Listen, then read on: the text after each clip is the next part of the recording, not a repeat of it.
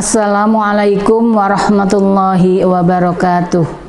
Sahabat madrasah yang dirahmati oleh Allah, Kangjeng Nabi Muhammad Sallallahu Alaihi Wasallam selalu membaca Al-Quran surat Al-A'la di dalam salat Idnya.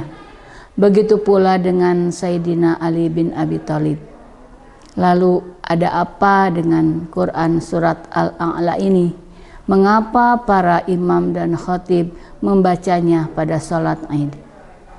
Salat Id adalah salat yang memisahkan kita dari Ramadan dengan sesudah Ramadan, yang memisahkan kita dari hari-hari latihan kesucian dengan hari-hari mengamalkan dan mempertahankan kesucian. Mari kita lihat beberapa ayat di awal Quran surat Al-A'la ini. A'udzu billahi minasyaitonir rajim. Bismillahirrahmanirrahim. Sabbihisma rabbikal a'la. Sucikanlah nama Tuhanmu yang maha tinggi. Pada ayat yang pertama ini Allah memerintahkan kepada kita untuk mensucikan namanya, dengan kita berupaya mensucikan diri kita sendiri dengan ibadah kita, pertaubatan kita, istighfar, salat dan doa serta amalan-amalan soleh yang lainnya yang biasa kita lakukan pada bulan Ramadan.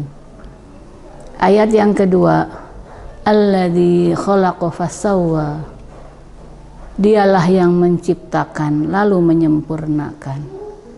Jadi Allah ini maha pencipta atas segala sesuatu yang dikehendakinya, lalu mengajaknya, menuntunnya kepada kesempurnaan. Ayat yang ketiga, alladzi qaddara fahada.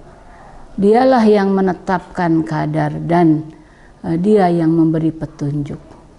Jadi Allah akan memberi petunjuk kepada orang-orang yang akan menuju jalan kesempurnaan.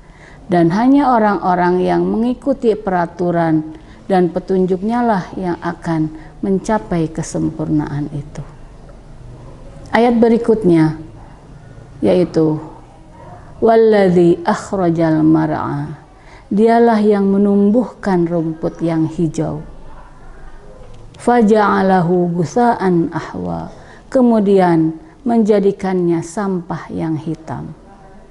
Dua ayat ini mengingatkan kepada kita bahwa Allah akan menurunkan derajat ciptaannya ini dari kemuliaan ke lembah kehinaan apabila dia atau ciptaan itu melanggar aturan-aturan dan petunjuk Allah. Dari al-mar'a, rumput yang hijau, menjadi sampah yang hitam. Sahabat madrasah yang berbahagia, bulan Ramadan adalah bulan kasih sayang, bulan pertolongan, bulan di mana Allah memudahkan kita menapaki jalan kebaikan. Di bulan Ramadan kita akan dengan mudah untuk melakukan ibadah-ibadah lebih banyak. Kita hidupkan malam-malam Ramadan dengan sujud dan rukuk kita, dengan tadarus dan taubat kita. Kita juga lebih mudah untuk berbagi kepada sesama. Sungguh di bulan Ramadan, nurani kita benar-benar indah, subur, bagaikan al-mar'a, rumput yang hijau. Pertanyaannya adalah, bagaimana sesudah Ramadan? Apakah kita masih mempertahankan al-mar'a itu? Ataukah kita kembali menjadi sampah yang hitam? Kita kembali kepada kelalaian kita. Kita lupa lagi untuk bersedekah. Kita tidak bisa lagi bangun malam. Dan kita mudah lagi untuk melakukan hal-hal yang tidak baik. Tentu kalau itu yang terjadi, maka itu pertanda bahwa puasa kita hanyalah kita peroleh lapar dan dahaga saja. Kita hanya jadi orang-orang yang al-jawa, yang lapar dan haus, dan kita akan menjadi orang yang al-ashqa, yang celaka. Sahabat madrasah, tentu tidak kita menginginkan itu.